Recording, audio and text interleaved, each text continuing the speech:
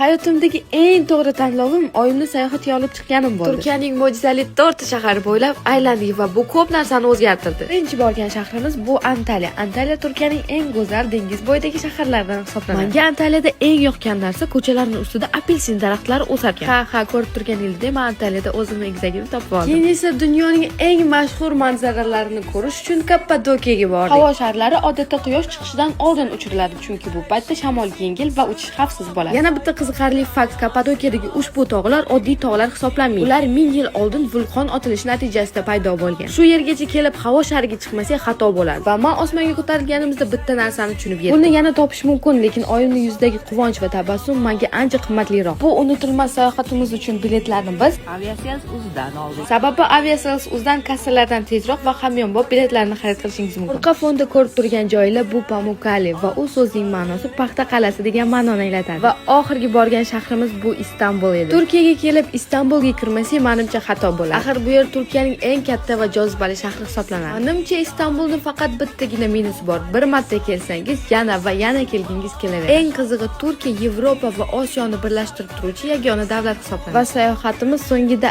ajoyib yakun. Galatada bir bo'lak cheesecake va bir olam baxt. Ko'pchilik buni kech qiladi, lekin men bugun qildim.